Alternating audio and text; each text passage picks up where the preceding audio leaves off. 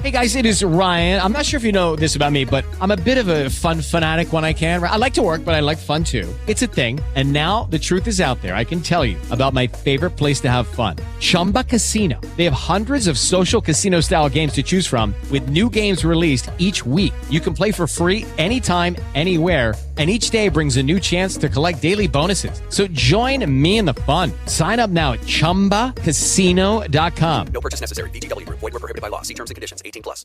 It is Ryan here, and I have a question for you. What do you do when you win? Like, are you a fist pumper, a woohooer, a hand clapper, a high fiver? I kind of like the high five, but if you want to hone in on those winning moves, check out Chumba Casino. At ChumbaCasino.com, choose from hundreds of social casino-style games for your chance to redeem serious cash prizes. There are new game releases weekly, plus free daily bonuses, so don't wait. Start having the most fun ever at ChumbaCasino.com. No purchase necessary. VGW. Void where prohibited by law. See terms and conditions. 18 plus. From Hollywood, it's time now for Johnny Dollar. Good morning, Johnny. This is Carol. Oh, hi, Carol. Sleep well? Johnny, you were so quiet on the way back from the seance last night. I hope it's because Madame Morgana convinced you of her powers as a medium. How much did you pay her for that seance, Carol? $100. $100? Want to meet me in the coffee shop downstairs for breakfast? I'd love to. 15 minutes? 15 minutes. Goodbye. Oh, and weren't you thrilled to hear the voice of your dead brother again? Yeah. Bye. Except that I never had a brother.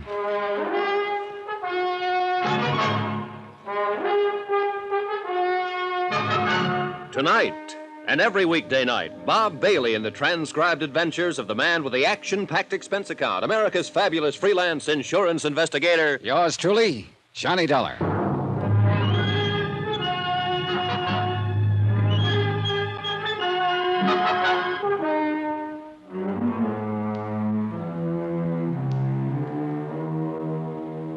Expense account submitted by Special Investigator Johnny Dollar, location New York City, to the Universal Adjustment Bureau, Hartford, Connecticut. Following is an accounting of expenses during my investigation of the matter of the medium. Well done. Expense account item 18, 10 cents, phone call to Carol Sharp. Item 19, 10 cents, phone call to Sergeant Randy Singer. Hey, I thought you were coming down here to headquarters this a.m. It's nearly 10 o'clock. As soon as I've had some breakfast, your lab get those films developed for me? They're working on them right now. And did you put a tail on David Sharp? Carol's brother? Yeah. I suppose you know he was over there in the neighborhood of that seance over in Jersey last night. I would have bet on it. Didn't you see him there? No. Oh, that's funny. Just keep that tail on him. See you later.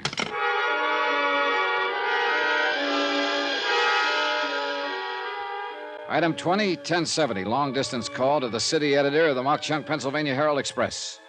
For a full half hour, I asked him questions about the Sharp family, about one member of the family in particular. Then, item 21, 585, breakfast for Carol and myself in the coffee shop at the Swank Bell Towers. You must have been impressed, Johnny. You're so quiet. Would you like to see Madame Morgana again tonight? Johnny? Carol, I think we'll see her today. Oh, but she couldn't. She always says it takes a full day to recover from the shock and strain of a seance. She goes into a deep trance, you know, in order to make the spirits move those little trumpets about and speak through them. Listen, Carol. Yes? You have a brother, David. Oh, David. Why do you say it that way? He's not really a brother. He was just sort of taken in by Mother when his parents died. I'd rather not speak of him, Johnny. The black sheep of the family, huh? Mother insisted on taking care of him. He was only 12 or 13. I've forgotten. Father didn't want to, but he permitted it. Why didn't he want to? Because David's father had been a criminal, and his father before him. Even David's mother was... And my father was afraid. Yeah, but blood would tell. Yes. Your father left money to him, along with the rest of you. Yes, he did. But not as much. And David has resented that. But no matter how much he had, he wouldn't have enough. His sports cars, the fast company. Johnny, how did you know about Listen, that? Carol, I'm an insurance investigator. What? I came down here to look into this matter of your wanting to change the beneficiaries of your policy to cut off your mother and brothers in favor of this medium and Tony Ricardo. Johnny, I hate you for this. Why didn't you... I didn't dare let you know until I found out a few things. This is the most... And I think I have. Including the fact that Madame Morgana, who persuaded you to make the change, is nothing but a clever fraud. No, that isn't true. And I'll prove it to you if you'll call your boyfriend, Tony Ricardo. Tony... Take him down to the 18th Precinct Police Station where I'll be waiting for you. But Tony hasn't... You think because his father was a kind of gangster years In ago... Tony's case, I hope blood won't tell. 18th Precinct, both of you. All right, Johnny, we will be there.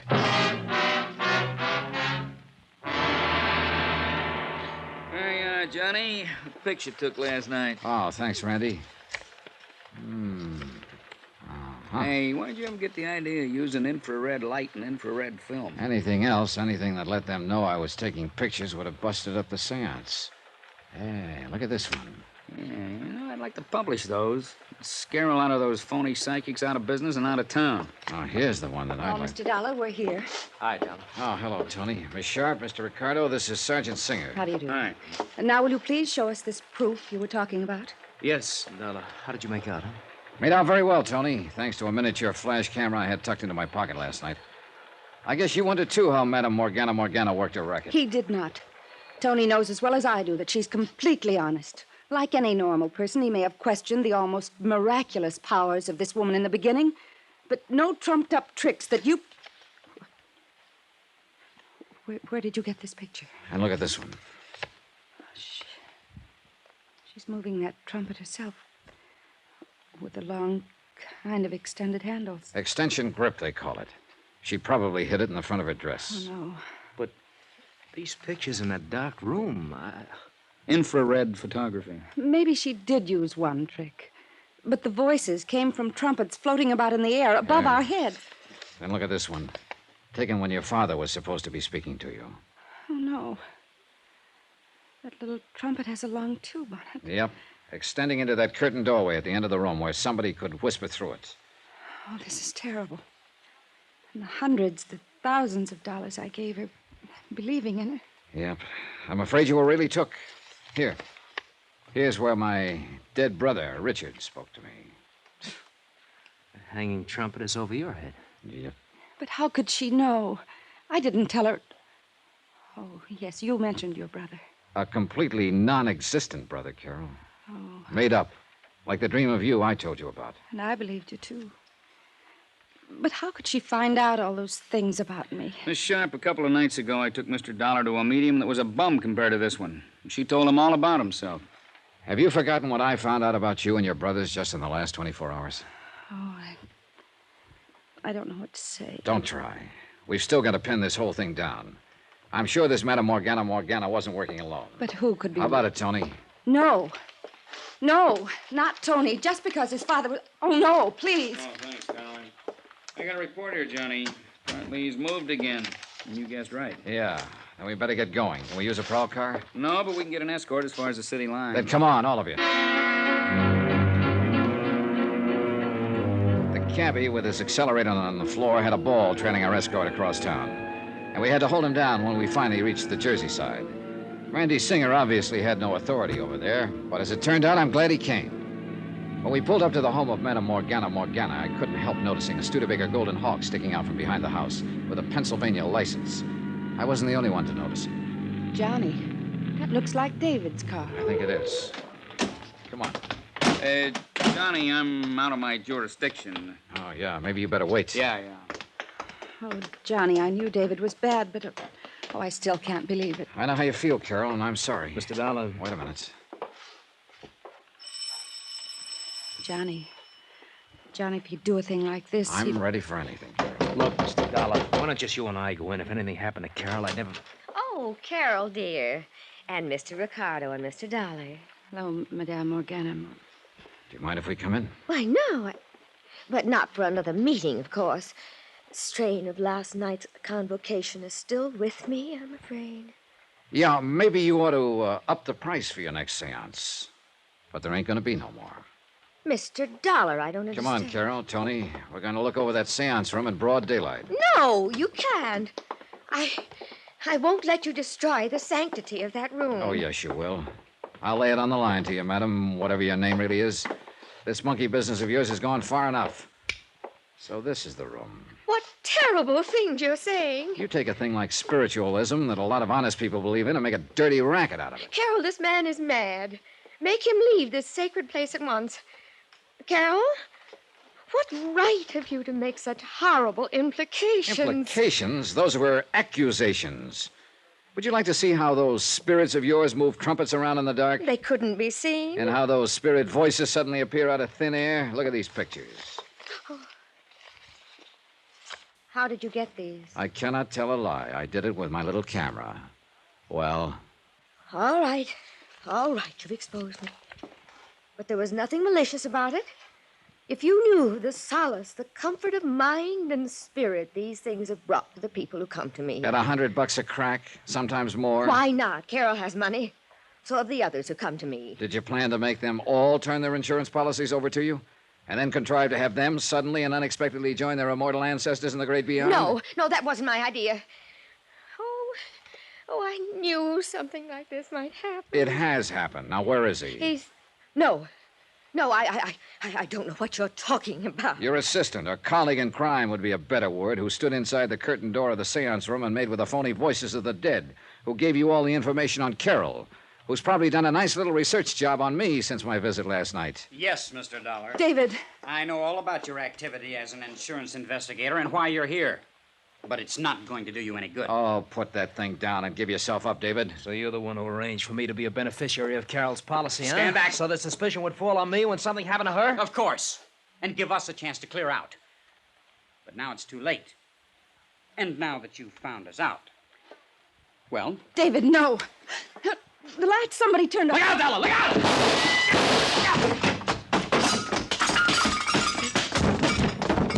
Are you dirty? Pull a gun on me, will you? Easy, Johnny. Control yourself. I'll knock you. Randy. If you'll just get up off my chest. Here, the lights. But, David. When I flicked off the lights, Tony here made a dive for him. Here he is, wrapped up in the corner there. Yeah, I've got his gun. Ooh, you got a mean left there, Johnny. Oh, I'm sorry, Randy, but... See, I thought this was out of your jurisdiction. I got curious about comparing your lousy photography with the room itself, Johnny, so I sneaked in the back door. When I saw what was going on, I lost my head, I guess. All right, Dave, up on your feet. Oh, Johnny. Easy, Carol. Better get her out of here, Tony. Yeah, sure. And remember that crack about blood will tell? Well, I think you can prove to her that in your case, at least, whoever said it was all wet.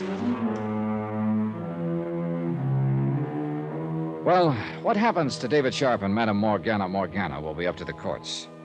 It's a cinch she's out of the ghost racket for a while. A long while. And, of course, Carol did make a change in her policy to cut off David. Expense account, item 20-something, cab back to New York, hotel bill, and fare back to Hartford, $417.35. Expense account total, $892.90. Oh, and if you don't mind, I'll hang on to that tricky little camera and stuff in case I run into another medium well done. Yours truly, Johnny Dollar.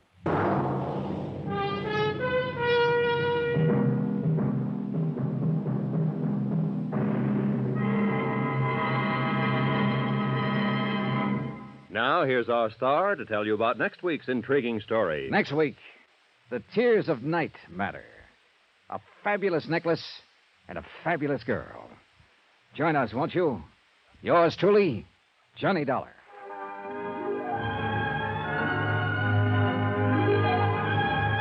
Yours truly, Johnny Dollar, starring Bob Bailey, is transcribed in Hollywood. It is produced and directed by Jack Johnstone, who also wrote this week's story.